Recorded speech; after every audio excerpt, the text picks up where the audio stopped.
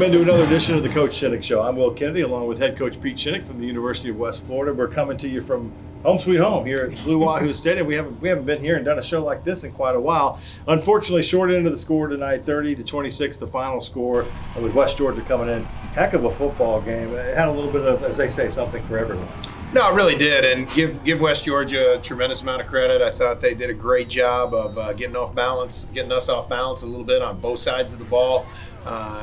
We found ourselves in a hole again, but love how our guys responded. But like you said, I think there was something for everybody in this game, and unfortunately, we just didn't have enough energy, enough juice there at the end to finish this thing. It was a homecoming game, 7,000 people in the stadium. I know from that standpoint, incredible to see. A lot of green. It was a green-out game in the crowd. To be back here, we talked about it the week leading up to the game. What was that experience like to be back in the stadium for the first time since 2019? Yeah, thrilled to death to be here. And again, our fans, they deserved a victory for how they showed up and how they supported us. Feel terrible that we couldn't get that done for them, but just what a great environment. Love being downtown, love being here in Blue Wahoo Stadium, seeing all the green. I thought it was a great, great atmosphere, great everything. We just didn't provide enough points to make the thing go. The magic continues, coin toss stuff, and then you again defer to the second half. Sure. They get the ball. I thought both defenses played pretty well in the first half of the game, especially. West Georgia, we knew Harrison Frost was going to be pretty good. He led them on a touchdown drive. You guys go down kind of early in the game, get a chance to come back and get it down deep, point blank, and didn't come away with points there. Yeah, that was frustrating, and I'll take the blame for that one. I thought we could get up and get a sneak quick. We had a lot of noise. It took a little longer than I thought to get that thing in, and then by the end, I was debating, do I call a timeout or do I let it go? We've been very good at that. We've gotten great push. We come up about 2 inches short on the thing. That one was frustrating. I thought that was a great opening drive. Every game we played, everybody we played, we're getting pass interference calls. I mean, that's just part of it, So when you look at that, there was like 3 or 4 of those, I think, on that first drive. Our guys are getting open. They got a hard time to contain them. We got down there. We converted, a ton of third downs with penalties, but we just weren't able to get the ball in, and that was frustrating. They were able to get a field goal, get out to 10-0, then they add a second touchdown, 17-0. Struggling on offense a little bit, especially running against their front, which was tremendous. Yeah, I give them a lot of credit. They had a lot of movement. They had a lot of different looks that I think created some issues. I thought our O-line really, they played well. We're down 2 starters on the O-line, they've done a great job protecting Austin, keeping the pressure off of them. We just were not able to crack that run, get enough push, get enough movement like we had in the past. We get down to like the last minute and some change in the first half, and it's 17-0. What's going to happen here? We talk about special teams, we talk about defense, we talk about offense. You saw all 3 happen in a minute and a couple of seconds, where you flip the field with a punt, down them at the 1, come up with a safety. Stephon Williams makes a great play, get the ball back and drive down and score a touchdown. All of a sudden, we're talking about something very different going to the half. No doubt, and I think, that punt by Steve to put it right there is unbelievable, and then our defense really coming up with the safety, that's huge. And then our kickoff return team, we let the ball go out of bounds, so now they're kicking at the 20. So instead of getting it at the 35, we get it at the 50, and then boom, boom, boom, right down the field, Karan Ashley touchdown. Looked great, just a phenomenal drive, and now boom, we're right back in the game. 17-9 going to the half. We'll dive into the second half of this exciting football game next here on the Coach Shinnick Show.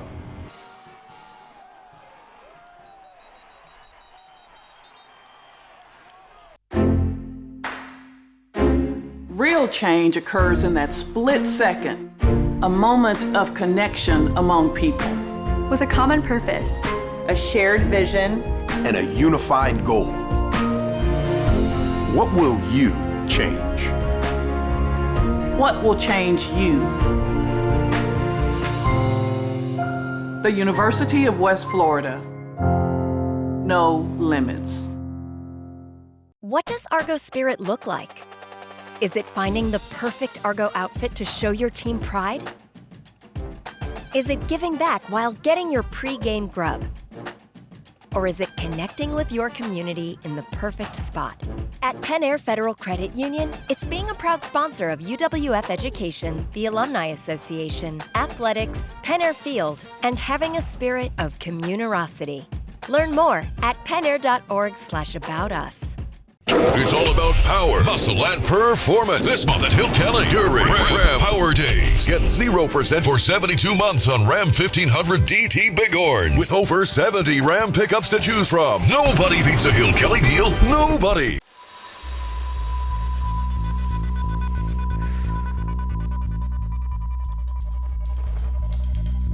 For those who measure success by the worn tread on their tires, and those who strengthen their body and mind and drift through their weekends over nature's current.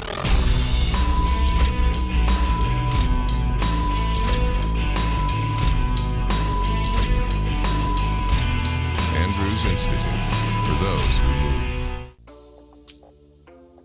Hello, I'm Zach Pullman. I'm a graduate assistant here at the University of West Florida, and I work in athletic communications. When I found out that I received the Bright Future Scholarship, I knew this would take a burden off of my family and kind of help me through college. Given the opportunity to pay for my complete undergraduate degree, I did not have to worry about student debt, so I was able to continue my journey of education. Just want to thank the Florida Lottery for not only helping me through my college journey, but countless others in the state of Florida and all they do to help education within the state. Welcome back into the Coach Shinnick Show. We had a 17-9 score at the half. You guys go to the locker room. You've had to give this speech a couple times before this season. It's like, what do we got to do to come out in the second half? You knew you were getting the football. Did you feel like the offense was ready after that quick drive at the end of the first half? I did. I felt like that really kind of opened up. Our guys got a little confidence. They felt good about what they were seeing. And we finally connected on some things. We hadn't really connected. I felt like we had people open. We just didn't connect. So to get the ball and go down and score, I thought that was huge. You know, we talked about it, and again, it's part of my philosophy. I'm not chasing points until the fourth quarter. We didn't go for two in that scenario because it was early. We've done that numerous times. It's played out. You know, the chart says go for two. I get all that. But, you know, there's also a clock issue when it comes to that. And so didn't chase points, got the extra point, were able to get it. And then really, you know, we were able to establish ourselves there in the third quarter and the fourth quarter to get a lead. Yeah, you guys get that first touchdown, cut it to a 1-point game, get the football back, and you're driving. I thought, you know, Karan Ashley, the numbers don't lie. He has one of those kind of games. I had Quentin Randolph in the booth with me on the broadcast. He's like, he's going to break my record. No, Karan kept getting open. Karan kept making great catches and really proud of how he responded. And, you know, as we look at this thing, I mean, you know, we're going to go back and go, okay, he was probably open a couple more times. But I thought Austin did a great job finding him, targeting him well, and Karan came up with the catches when we needed him. You get that touchdown, you take the lead by one at that point, you know, you're up, and then you get the defense again, comes up with a stop. You got the ball, you seem to be on the move, and sometimes it's crazy plays that just kind of flip the momentum of the game. It felt like all the energy was on the home sideline and the guys in green. David Durden's trying to fight for those extra yards. The ball pops loose. They pick it up and return it for a touchdown. Yeah, I mean, probably the most unfortunate thing I've seen all year, you know, to go against us. We've had some interesting things take place, but we do. We have all the momentum. We have everything that we want. We are moving in the right direction. Everything's going our way. And then that play happens and gives them an advantage. You did get a nice big field goal from your field goal. That's the longest one I think this year. I mean, It's nice to see Griffin punch one through. Back and forth, you know, lead changes a couple of times. They kind of got their offense re-fired up again. I thought Frost was efficient, took what you gave him. Yeah, he did, and I think, you know, his numbers don't lie, and I think we held him under his numbers and all those type of things. But he's very good, and I mean, he did a great job of leading their offense, and on the scoring drives, he was money. I mean, he really was. And again, I felt like, you know, we got the ball down there. We're down 4. You know, this thing gone back and forth, and I was like, all right, if I kick a field goal, what's going to happen? And, you know, unfortunately, the ball just kind of glazed right off the fingertips of Shamari, or I think he catches it and goes in, because I felt like that thing would be wide open, and it was close. He had it. If he catches it, the linebacker's behind him. He's in the pylon into the end zone. You guys are retaking the lead. So come up short there. I thought there was, you know, the opportunity, the defense, obviously. You give hats off to West Georgia to be able to eat the rest of that clock up there. Yeah, that was too good of a drive. We had a couple opportunities there that we hurt ourselves on, and you know, the 3rd and 9. I think everybody on our sideline believed we were going to get a stop. I was going to call a timeout. They were going to punt. We were going to go 90 and win the game. But again, they found a way to survive. They found a way to make it work. And, you know, I feel sick for our guys because they really have answered the call. They've done what's needed to be done.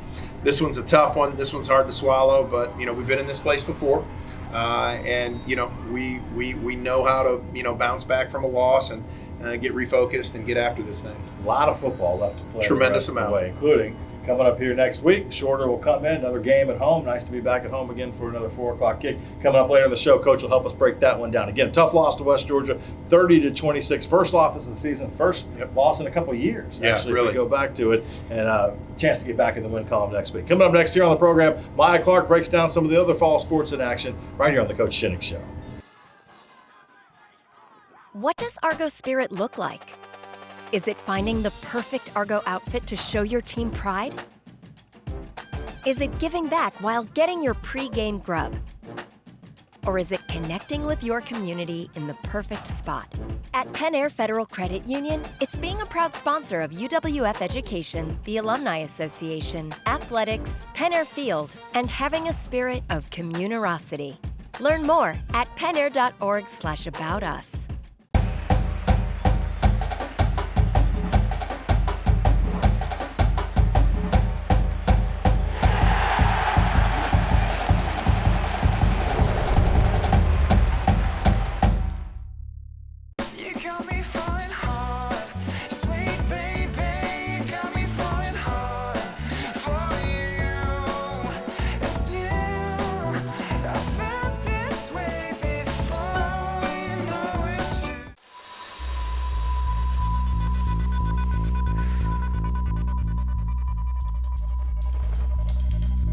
For those who measure success by the worn tread on their tires, and those who strengthen their body and mind and drift through their weekends over nature's current.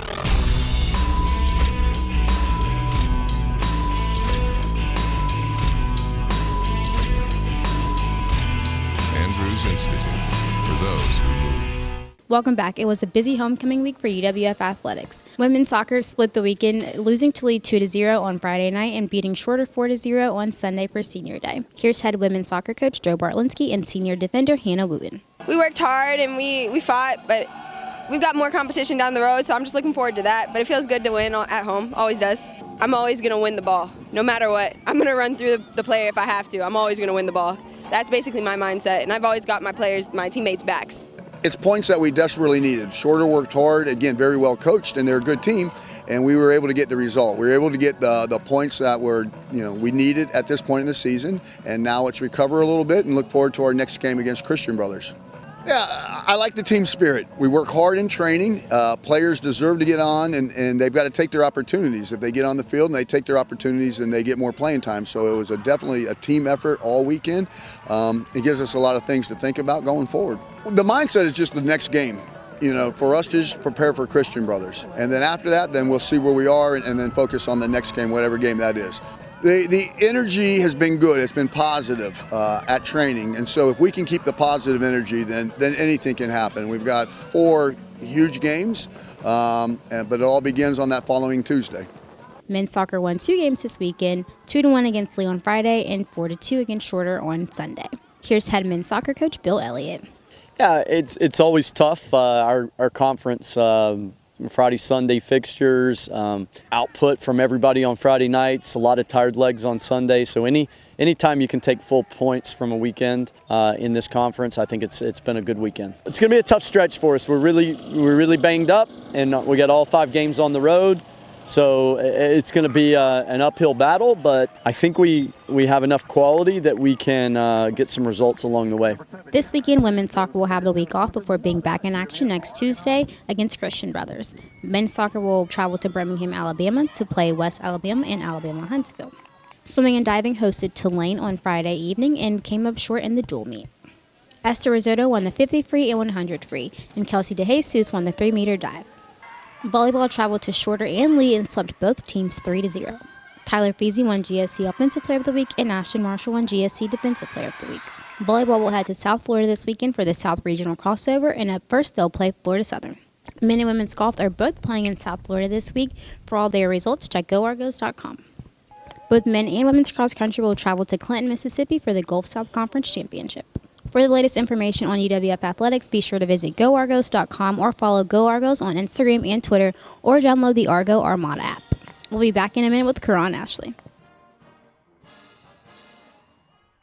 What does Argo Spirit look like? Is it finding the perfect Argo outfit to show your team pride? Is it giving back while getting your pre-game grub? Or is it connecting with your community in the perfect spot? At Penn Air Federal Credit Union, it's being a proud sponsor of UWF Education, the Alumni Association, athletics, Penn Air Field, and having a spirit of communerosity. Learn more at pennair.org/aboutus. Hello, I'm Zach Pullman. I'm a graduate assistant here at the University of West Florida, and I work in athletic communications. When I found out that I received the Bright Future Scholarship, I knew this would take a burden off of my family and kind of help me through college. Given the opportunity to pay for my complete undergraduate degree, I did not have to worry about student debt, so I was able to continue my journey of education. Just want to thank the Florida Lottery for not only helping me through my college journey, but countless others in the state of Florida and all they do to help education within the state. Look at that. That's called a takes two hands burger. Fresh 100% beef stacked high with melted cheese, hand-chopped veggies, and everything else you could possibly ask for. Yep, that's your Whataburger, made exactly the way you want it. Because sometimes, you gotta take matters into your own hands. What a burger, just like you like it.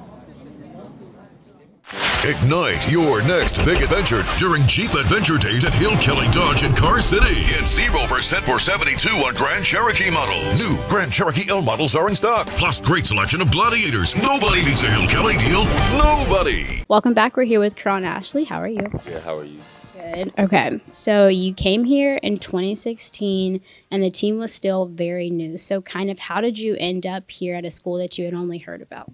Well, first, I did like my own recruiting in a way, just sending my film out to coaches here, and then one of the coaches actually gave me an opportunity to come on a visit, and then from there the rest was history. I came on a visit, and I loved the school, loved the culture, and then like I said, the rest was history.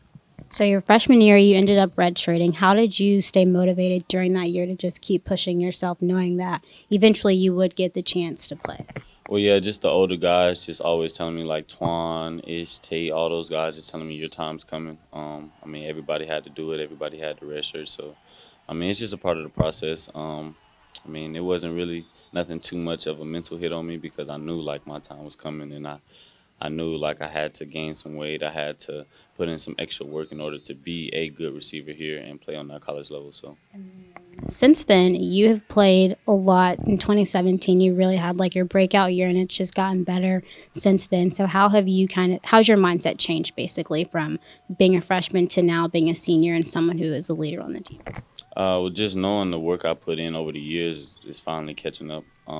As a freshman and coming out and producing those numbers and that type of play, it didn't surprise me, but it was just all right, I know my senior year, it'll be even better. Over the course of time, it has gotten better.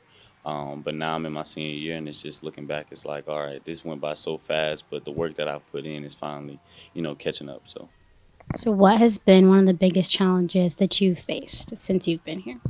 I would say 2018, I actually broke my hand versus West Georgia, homecoming 2018. I remember dropping 2 deep balls back to back, and that kind of just took a mental toll on me because I'm just wow, I already wasn't having the season that I wanted. The team, we wasn't having the season that we wanted, and we was in a game up until I dropped that pass, and that haunted me all the way up until this upcoming homecoming, and that's what's driven me, honestly. So your family, they come to a few games, and obviously they're big supporters of yours. So how does it feel just knowing that they're at home watching you and that you get to go out there and make them proud each week? Yeah. First off, I'm going to just say rest in peace, my pops. I know he's watching down on me always, so that's always a good thing to know. And then my mom, she's my biggest supporter. So I have family. I actually had my uncle come from Denver last game. So that was just knowing I have that type of support system always, lets me know that I have somebody I'm playing for and that I can't let them down. So how has losing your dad kind of recently affected your mentality just coming into this season and just the way that you have been living life lately? I would say it's taking a toll. Taking a toll on me, but this is what keeps me going. Football and seeing the smile on my teammates' faces. Sometimes I don't be wanting to talk to nobody. Sometimes, I'll be wanting to be on my shell, but I see somebody and it's just like, oh man, like I don't want to act like that. You get what I'm saying? So I still have to live my life for myself. Of course, it's always hard, losing a loved one. Never thought I'd be in that position, but, everything happens for a reason, and, it's just your job to keep pushing. That's all. So that's what I'm doing. So what is your greatest memory here? Besides winning national championship, what has been your greatest memory? That's tough. I'm going to say the first home game, actually. It was a crazy experience, like, for us to have fans out at the practice facility. That was crazy, just to see that and all the hard work that we put in on that field, to see people come here and watch us and then us get a victory. That was honestly probably like my favorite memory here, honestly. And last question, after your senior year is over, how do you want to be remembered? I want to be remembered as honestly one of the greatest receivers to come through UWF. I want to eventually make it to the league, so hopefully I can leave my mark here and then even, come back, maybe donate to the program, something like that. Just, give back. But yeah, just want to be remembered as the best to ever do it. Thank you so much for coming and talking to me today. Thank you. We'll be back to wrap up the Coach Shinnick Show in just a minute.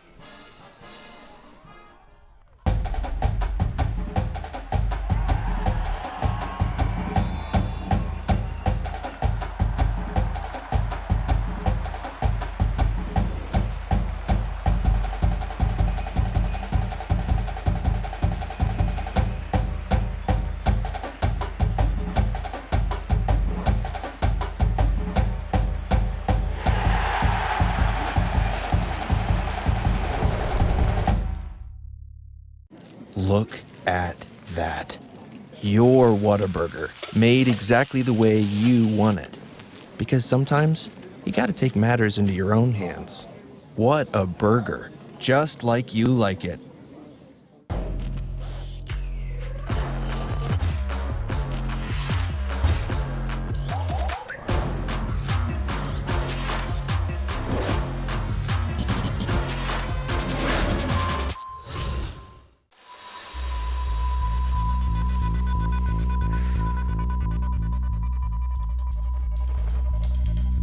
For those who measure success by the worn tread on their tires, and those who strengthen their body and mind and drift through their weekends over nature's current.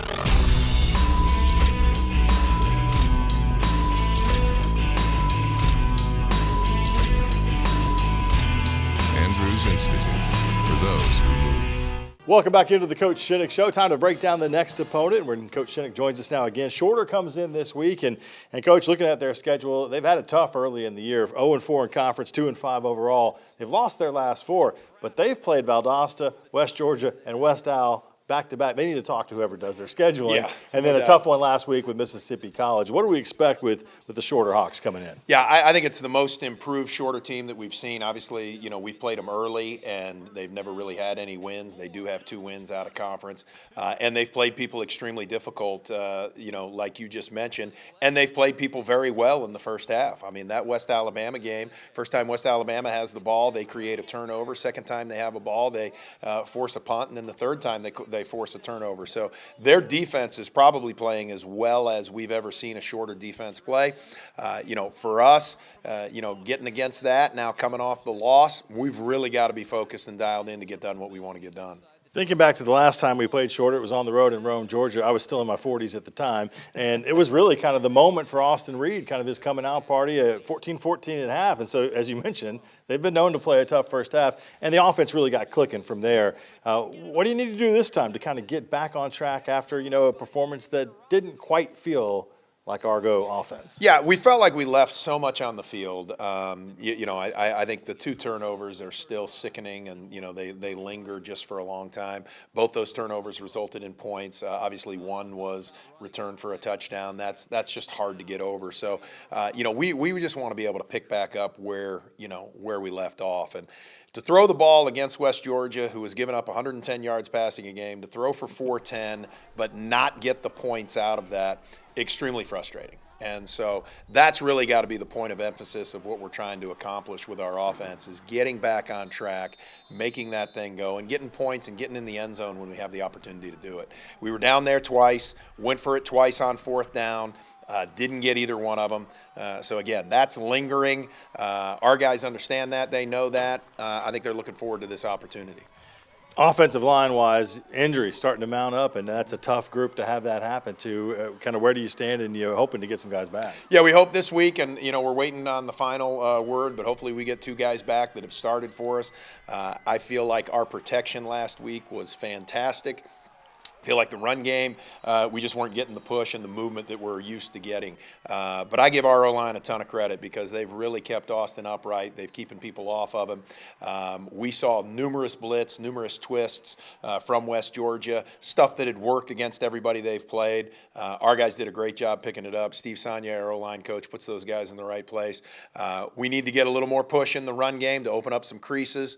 Shamari had one explosive play in the run game, and it's when he could bounce outside. He had a couple in the passing game, and then he had one aerial, catch off of a bounce of Durden that's, still will probably go down as one of the better ones I've seen. He also got flipped up in the air a little bit did, there, so yeah, we got to watch that. Defensively, same kind of thing. You start to get at this point of the season some guys who are a little banged up.